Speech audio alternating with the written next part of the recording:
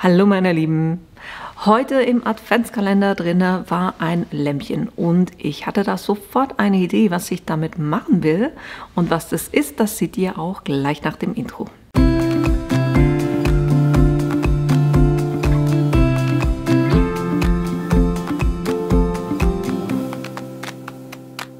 Als ich das heutige Motiv gesehen habe, dachte ich sofort an Wolle, bei Lämpchen Wolle, und dann dachte ich an Stricken und ich dachte mir, ich mache einen Gutschein für einen Kurs oder einen Nachmittag im Strickcafé und dachte mir, ich mache da einfach symbolisch eine kleine Tasche und mache da so ein bisschen Garn rein und dann den Gutschein da rein. Und dann kann ich die beiden Seiten beplotten. Ich werde das zweifarbig machen. Dachte mir, ich mache hier den Boden plus die zwei Seiten werden bei mir hellgrau sein und dann die Seitenelemente in der Farbe. Dann plotte ich eine Seite mit einem Spruch hier drauf mit einer Flexfolie und auf der anderen Seite das Lämpchen in weiß. So ist es angedacht. Und ihr könnt es natürlich auch in einer anderen Größe machen. Ich habe es einfach so gemacht. Bei mir wird es eine Tasche, die 15 x 15 x 15 cm ist. Und deshalb habe ich hier 15, 15, 15, das heißt 45 cm. In der Breite sind es jeweils 1 cm Nahtzugabe dazu, das heißt, die ist 17. Und ich habe hier jeweils von oben gemessen bei 15 cm auch schon die quasi reingeschnitten und die Ecken so ein bisschen rausgeschnitten, damit, wenn wir das dann umklappen, innen drinne, dass ich hier nicht eine zu starke Überlappung habe. Das ist es, und eben die beiden Teile, die 15 x 15 cm sind, und ich habe hier auch schon die Striche angezeichnet bei einem Zentimeter, weil ich werde es so nähen, dass ich hier diese 1 cm Überlappung habe. Das heißt, ich nähe das zuerst mal hier fest, einfach hier entlang, damit die beiden Teile miteinander verbunden sind. Dasselbe dann auf der Seite und dann klappe ich das um und nähe es quasi auch an der Seite mit dieser 1 cm Überlappung fest. Das heißt, als allererstes gehe ich an die Nähmaschine. Ich werde das mit einem hellgrauen Garn nähen und danach machen wir das Ganze mit der Flexfolie, dass wir die ausplotten.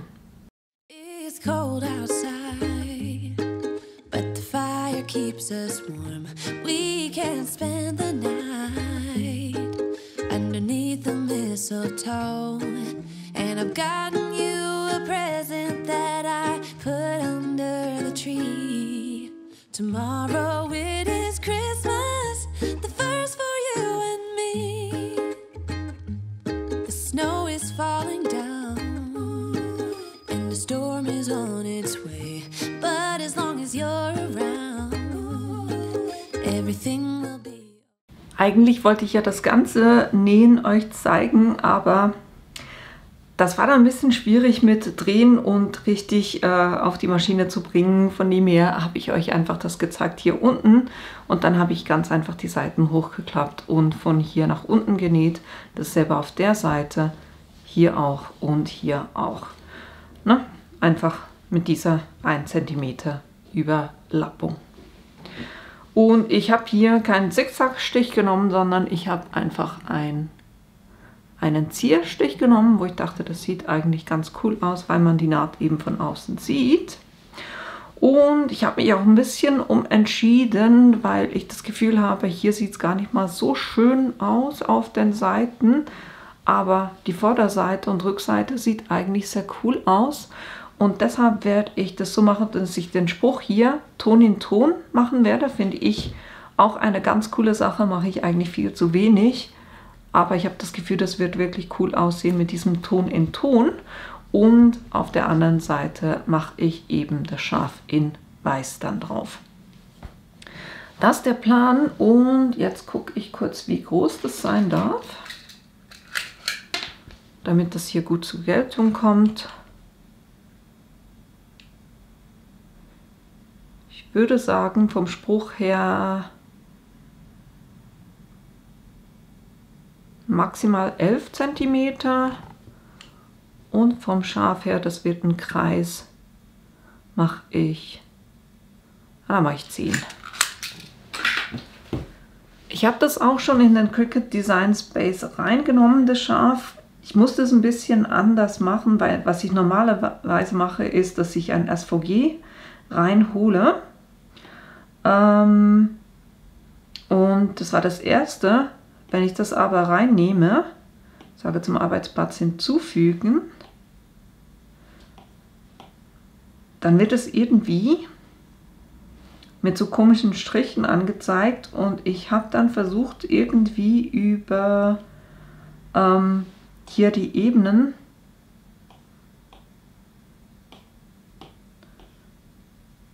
ich hatte das Gefühl, dass das genau hier in diesem Schritt drinne, dass diese komischen Linien sind, bin auf Kontur gegangen und habe das versucht, hier diese Teile rauszunehmen. Hat so nicht funktioniert. Ich habe kein Bild hinbekommen, wo das Öhrchen dann zum Beispiel richtig ausgeschnitten ist. Von dem her habe ich es nicht mit der SVG-Datei gemacht, sondern ich habe dann ganz einfach das Foto aus meiner, also ich habe das PNG heruntergeladen und dann das hier hochgeladen, könnt ihr auch machen. Und die Datei war groß genug, dass ich da dann auch einen schönen Rand bekomme. Von dem her habe ich das so eingefügt und das ist jetzt eben trotzdem eine Schnittdatei.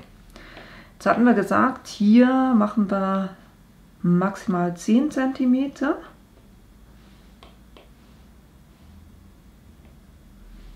Genau, das habe ich auf schwarz, weil man es einfach so besser sieht. Hier kann ich kurz sagen, das soll pink sein.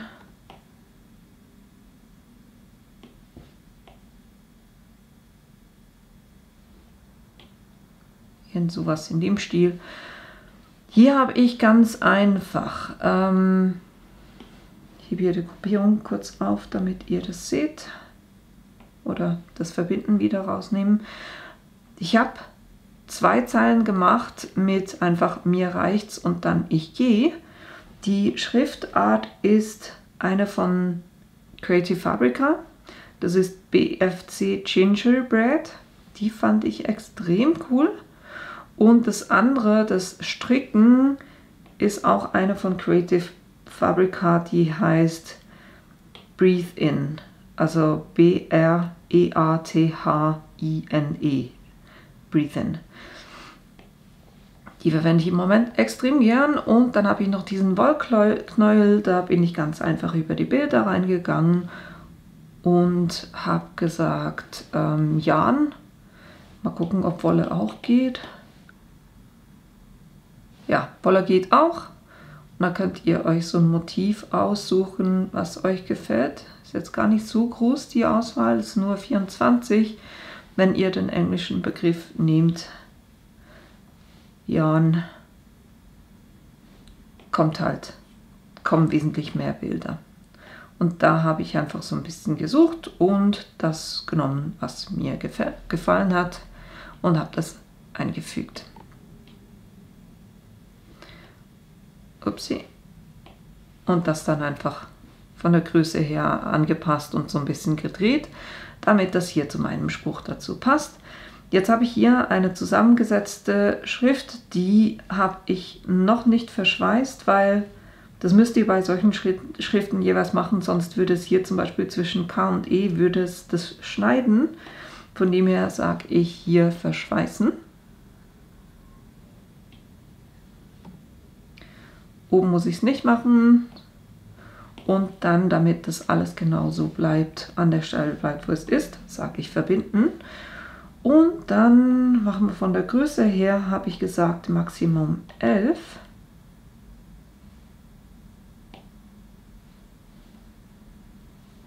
Jo, dann haben wir die beiden. Dann, was ich jeweils mache, ist so eine Angewohnheit, ich spiegle immer hier schon, damit ich das nicht vergesse, weil wir haben ja eine Hitzetransferfolie, von dem her muss das gespiegelt sein. Dann kann ich auf Herstellen gehen, sagen auf der Matte.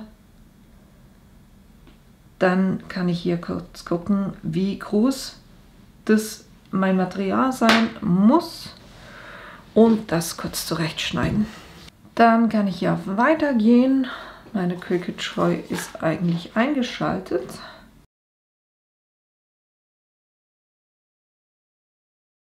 Und kurz gucken, das habe ich noch nicht als Favorit. Ich suche kurz nach Everyday Iron On. Sage, das ist mein Favorit. Das wähle ich aus. Dann sagte ich eben das von wegen Spiegeln, aber ich habe das schon gespiegelt, von dem her muss ich das nicht machen. Und jetzt will ich eigentlich zuerst mit dem Weißen starten. Und von der Folie her ist immer das Glänzige zeigt nach unten. So kann ich das hier drauf machen.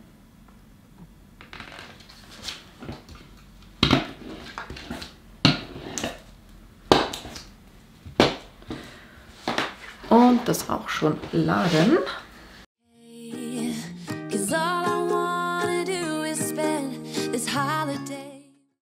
Und dann loshaben.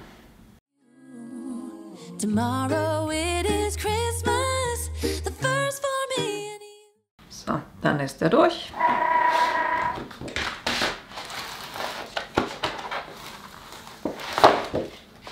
Und ich kann die zweite Folie laden.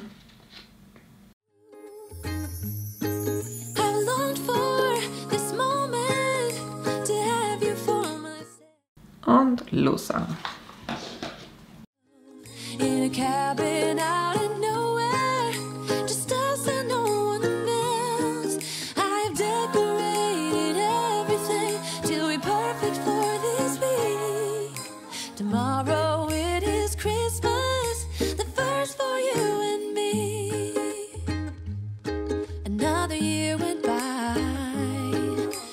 Difference this time is that ever since July I've been happier than I have ever been. It's safe to say that my love for you. So, dann sind wir auch mit dem zweiten durch und ich habe hier auch schon angefangen zu entgittern. Wenn ihr euch unsicher seid, was ihr entgittern müsst, könnt ihr auch einfach zurück auf das Bild und dann seht ihr auch wunderbar, welche Teile bleiben müssen und welche weg müssen. Ich gucke dann jeweils so ein bisschen gegen das Licht drüber und dann sieht man eigentlich auch, ob es irgendwo noch Schnitte hat, wo man Teile wegmachen muss. Und ich sehe gerade, da hat sich ein Teil wieder drauf geflüchtet. Da müsst ihr natürlich gucken, dass alles, was weg muss. Ich habe sogar hier noch einen kleinen Teil gefunden. So. Manchmal hilft es auch, wenn man es auf eine Farbe legt.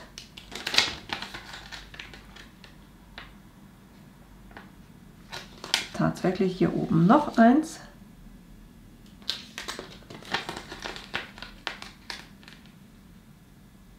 So, aber jetzt habe ich es. Wunderbar. Dann noch das zweite.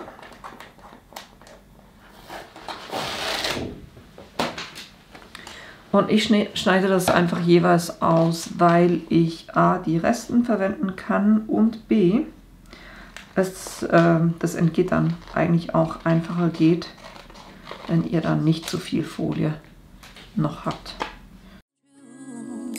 Tomorrow it is Christmas, the first for me and you. I've longed for this moment to have you for myself in a cabin out in nowhere, just us and no one. Gucke ich mir auch hier an, ob ich alles erwischt habe. Sieht ganz so aus. Ich habe das Gefühl, es wird richtig cool mit diesem Ton in Ton. Aber jetzt räume ich hier zuerst mal kurz die Sachen weg, damit ich Platz habe, um das dann noch aufzubringen. Ich habe hier die Mini Heat Press, habe ich schon aufgewärmt auf der zweiten Stufe für die Folien. Das sind die PS Film von Siser, die Easy Weed. Dann am besten kurz Fussel entfernen.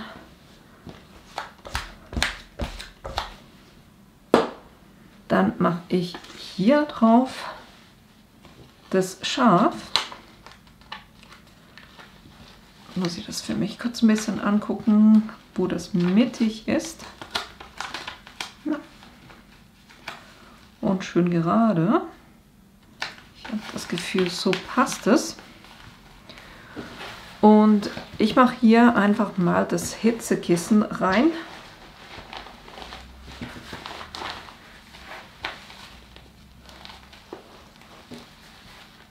Sehr wahrscheinlich lege ich das kurz sogar ein bisschen um, damit ich hier einfach eine Fläche habe, wo ich gut damit arbeiten kann.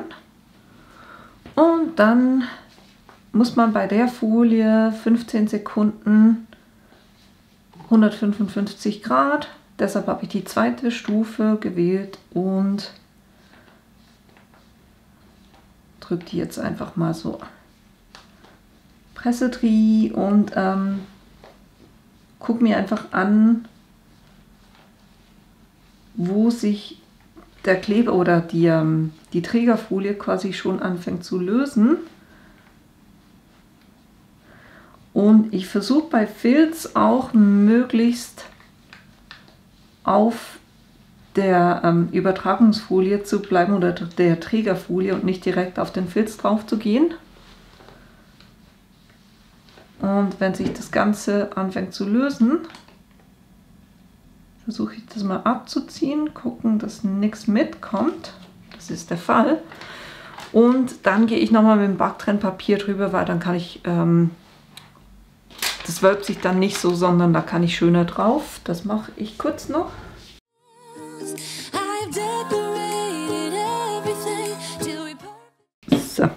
So habe ich das Gefühl, das sitzt gut drauf. Und trotzdem konnte ich das Filz so schonen. Jetzt drehe ich das Ganze um, weil ich natürlich auch noch die andere Seite pressen will.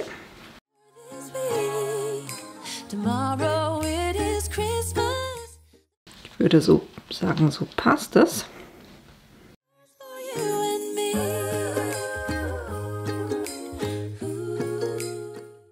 Und wenn ihr damit durch seid, könnt ihr das rausnehmen und das quasi wieder in die normale Form bringen. Es ist ein bisschen Geschmackssache, von wegen Ton in Ton, und ich weiß, ihr seht es gerade mit der Kamera nicht so richtig. So vielleicht. Also in echt erkennt man es wirklich gut, in der Kamera wird es immer ein bisschen schwierig. Ich finde es halt eine coole Sache, wenn etwas nicht gerade so extrem ins Auge sticht, sondern eben diese Ton in Ton Sachen. Das ist die eine Seite und hier das süße Schaf. Das sieht man natürlich besser. Könnt euch so ein bisschen überlegen, in der Regel sind solche Bilder ja gemacht für dunkel auf hell. Ich habe es jetzt quasi im Negativ, das heißt weiß auf etwas dunklerem. Kommt es nicht ganz so cool zur Geltung wie eben umgekehrt. Also da könnt ihr euch überlegen, auch ob ihr, wenn ihr zum Beispiel auf Grau geht, dass ihr eher jetzt schwarz nehmt, als dass ihr weiß nehmt. Kommt immer ein bisschen schöner noch zur Geltung. Aber ich finde es cool. Das heißt, ich kann hier das Garn reinpacken, vielleicht noch so 2 Stricknadeln und dann den Gutschein reinmachen für eben einen Strickkurs. Und das war auch schon das, was ich euch heute zeigen wollte, dass ihr so aus ein bisschen Filz, ich habe tatsächlich bei mir Resten jetzt verwendet, um diese Tüte zu machen. Und dann könnt ihr da eben wunderbar mit Flexfolie drauf. Der Tipp eben, dass ihr eher versucht, Backtrennpapier zu verwenden, um euer Filz auch zu schützen, weil der mag es ja jetzt nicht so extrem, wenn es heiß wird. Aber ja, das war tatsächlich auch schon das kleine Projekt für heute. Ich hoffe, euch hat diese Idee gefallen, dass ihr da selber auch Lust habt, das auszuprobieren. Und natürlich auch, dass ich euch morgen in meinem nächsten Video wiedersehe. Bis bald! 'Cause all I wanna do is spend this holiday with you. Tomorrow it